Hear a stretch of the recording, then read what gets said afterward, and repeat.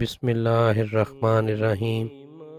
حضرت واصف علی واصف کی کتاب دل دریا سمندر، صداقت۔ ایک دوست نے دوسرے سے پوچھا، بھئی آپ نے زندگی میں پہلا جھوٹ کب بولا؟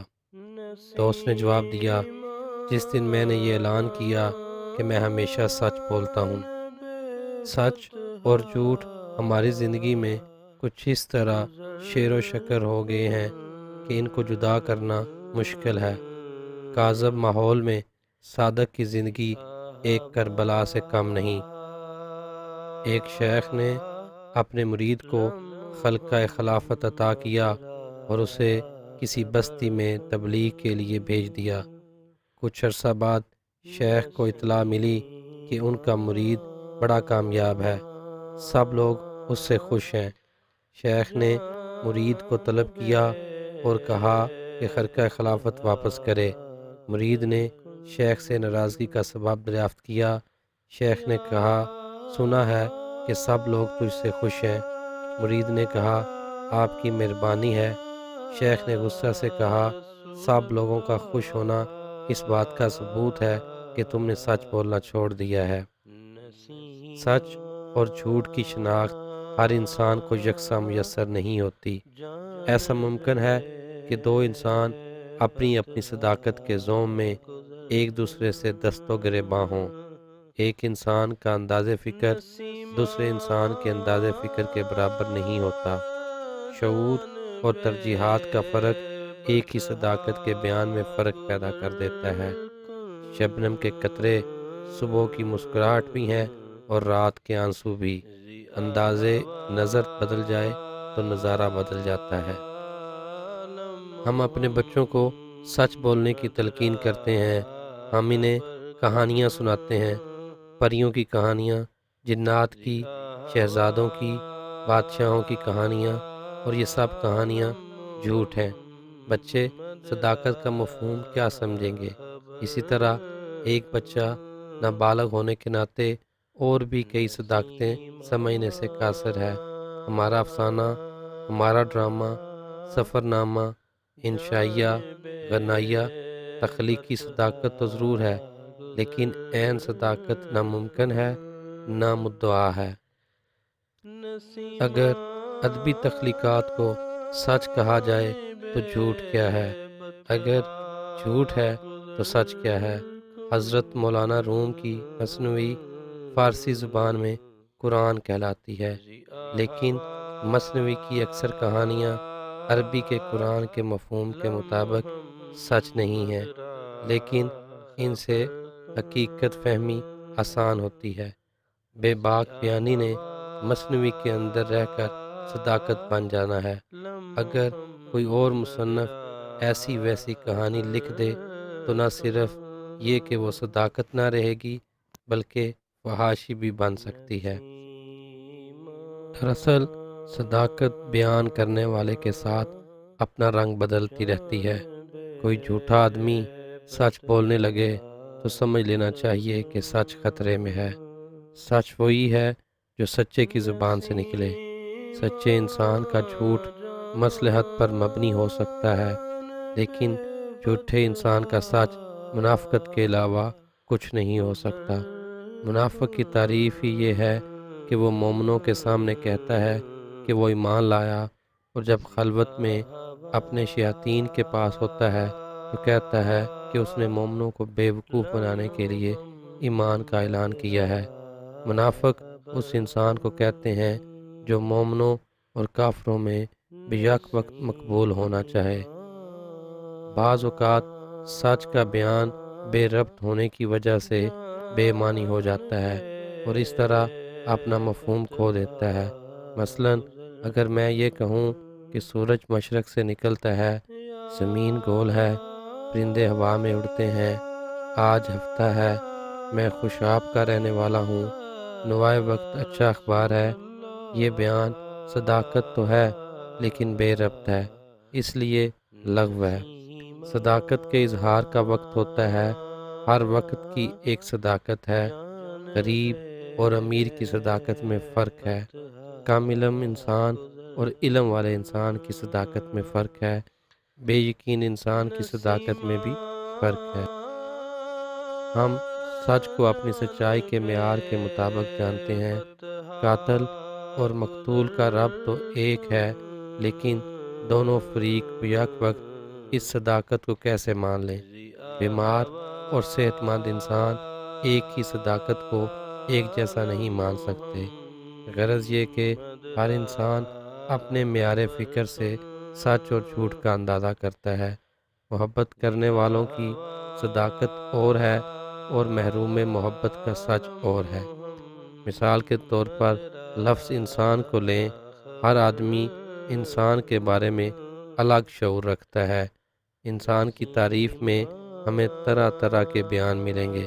مثلا انسان اشرف المخلوقات ہے، انسان ظلم و جہول ہے، انسان ہی آسانی تقویم کی شرح ہے، انسان اسفل السافلین بھی تو ہے، فطرت انسان پر فخر کرتی ہے، فطرت انسان کے اعمال پر شرمندہ ہے، انسان روشنی کا سفیر ہے، انسان اندھیرے کا مسافر ہے، انسان کو سوچنے والا بنایا گیا ہے، اس کے سینے میں دھڑکنے والا دل ہے، انسان کے پاس سوچنے کا وقت نہیں ہے، اس کے سینے میں برف کی سل ہے۔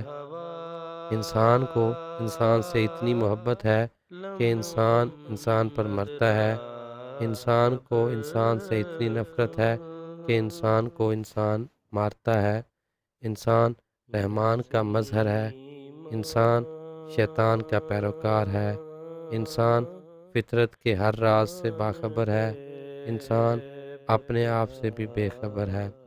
انسان کی خاطر اللہ نے شیطان کو دور کر دیا، شیطان کی خاطر انسان سے اللہ دور ہو گیا۔ انسان کو اس کے عمل اور ارادے میں آزاد رہنے دیا گیا، انسان کے عمل پر جبر کے پہرے بٹھا دیے گئے۔ انسان کو اللہ نے آزادی دی، بادشاہی دی، عزت دی۔ انسان کو کس نے مجبوری دی، غلامی دی، ذلت دی؟ انسان حیا کا پیکر ہے، انسان لطافتوں کا مرقع ہے، انسان جنسیات کے تابع ہے، انسان معاشیات سے مجبور ہے، انسان سماج بناتا ہے، انسان صبح کا خوگر ہے، انسان جنگ و جدل کا شائق ہے، انسان کو علم ملا، زندگی ملی، انسان کو جہالت ملی، موت ملی۔ انسان دنیا میں بہت کچھ کھوتا ہے، بہت کچھ پاتا ہے۔ انسان نہ کچھ کھوتا ہے، نہ کچھ پاتا ہے، وہ صرف آتا ہے اور جاتا ہے۔ غرض یہ کہ ایک لفظ انسان کی صداقت ہی اتنی وسیع المعنی ہے کہ اس کے کوئی معنی نہیں۔ انسان سب کچھ ہے، انسان کچھ بھی نہیں۔ انسان کے بارے میں کیا بات سچ ہے، کچھ فیصلہ نہیں ہو سکتا۔ انسان اپنے عقیدے کو سچ اور دوسروں کے عقیدے کو جھوٹ کہتا ہے۔ ہم اپنے وطن کی خاطر مر جائیں تو شہید، دشمن اپنے وطن کی خاطر مر جائے تو واصل با جہنم۔ ہم یہ نہیں سوچ سکتے کہ دوسروں کا عقیدہ ان کے لیے اتنا ہی واجب الاحترام ہے جتنا ہمارے لیے ہمارا عقیدہ۔ پیدا کرنے والے نے ہی خیر اور شر کو تخلیق فرمایا۔ انسانوں کی سرشت میں دنیا کی محبت اور آخرت کی طلب رکھ دی گئی۔ فطرت نے کسی کے ہاتھ میں کاسہ گدائی دے دیا اور کسی کے سر پر تاج شاہی پہنا دیا۔ ایک کی خوشی دوسرے کا غم ہے۔ سچ اور جھوٹ کی پہچان یکساں کیسے ہو سکتی ہے؟ ہم جو کچھ دیکھتے ہیں اسے ویسے ہی سچ سمجھ لیتے ہیں۔ دوربین خوردبین نے ثابت کر دیا کہ ہم جو کچھ دیکھتے ہیں وہ ویسے سچ نہیں۔ ہم ساکن ہیں لیکن ہم متحرک ہیں۔ ہماری عمر بڑھ رہی ہے لیکن ہماری عمر کم ہو رہی ہے۔ یہ سچ ہے کہ سائنس نے انسان کو آسائشیں دیں، انسان کو تحفظ دیا، انسان کو زمین سے اٹھا کر آسمان تک پہنچا دیا، لیکن یہ بھی تو سچ ہے کہ سائنس نے انسان کا جینا حرام کر دیا، انسان کو غیر محفوظ بنا دیا۔ انسان کا آسمانی سفر زمین پر آگ برسانے کے لیے ہو رہا ہے۔ سچ اور جھوٹ صرف پہچان کے درجے ہیں، ان میں سے کچھ باطل نہیں۔ اس کائنات میں سب سے بڑی سچائی یہ ہے کہ جو کچھ تخلیق کیا گیا ہے وہ باطل نہیں۔ ایک ملک کی سچائی دوسرے ملک کی سچائی نہیں ہے۔ ہم جس شے سے کراہت کرتے ہیں وہ دوسرے ملک میں مرغوب غذا ہے۔ اسی طرح ایک زمانے کا جھوٹ دوسرے زمانے کا سچ ہو سکتا ہے۔ فاصلوں سے سچ نظر آنے والی شے قریب سے دیکھو تو جھوٹ ہے، سراب ہے۔ زمین پر چاند کی چاندنی ہے، لیکن چاند پر چاندنی نہیں ہے۔ اب اصل کی صداقت کیا ہے؟ زندگی کا خواب الگ ہے، خواب کی زندگی الگ۔ انسان کسی ایک صداقت کے سفر میں ہوتا ہے، اسے راستے میں اور طرح کی صداقتیں ملتی ہیں، وہ انہیں جھوٹ سمجھ کر چھوڑ دیتا ہے۔ انسان اپنے لیے جو کچھ پسند کرتا ہے عین ممکن ہے اس کے لیے نقصان دہ ہو، اسی طرح وہ اپنے لیے کچھ ناپسند کرتا ہے عین ممکن ہے وہ اس کے لیے مفید ہو۔ یعنی ہماری اپنی پسند اور ناپسند کی صداقت بھی جھوٹ ہو سکتی ہے۔ اسی طرح منافقین اگر مسجد بنائیں اور ان کی نیت یہ ہو کہ مسلمانوں کو نقصان پہنچایا جائے تو حکم یہ ہے کہ ایسی مسجد کو گرا دیا جائے۔ مسجد سچ ہے، لیکن بد نیت انسان بنائے تو جھوٹ ہے۔ ہر انسان سچ اور جھوٹ کا فیصلہ نہیں کر سکتا۔ ایک عدالت کا سچا فیصلہ دوسری عدالت میں ہی جھوٹ ہو جاتا ہے اور دونوں عدالتیں سچی ہیں۔ سچ اور جھوٹ کی پہچان اس لیے ناممکن ہے کہ سچ اور جھوٹ کا تعلق عقیدے سے ہے، تعلیم سے ہے۔ اس میں تحقیق کا پہلو کم ہے۔ ہم سچائی کی تلاش میں نکلیں تو ہمیں سچائی نہیں ملے گی، سچائی نہیں مل سکتی۔ زیادہ سے زیادہ ہم صرف سچے انسان تک پہنچ سکتے ہیں۔ ہم جس انسان کو سچا مان لیں اس کا فرمایا ہوا ہر لفظ سچ ہے۔ سچے کا فرمان سچ ہے۔ سچ کو ماننے کے لیے ہمیں خود سچائی کا راستہ اختیار کرنا ہے۔ صادق کو ماننے والا صدیق ہی تو ہوگا۔ صادق کی ہر بات صداقت ہے۔ اس صداقت کے حوالے سے ہی صداقت کائنات یا صداقت ہستی کی پہچان ممکن ہے۔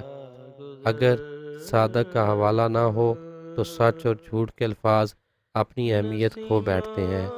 ہم نے سچے دل سے صادق کی ہر بات کو سچ مان کر زندگی کا شعور حاصل کرنا ہے۔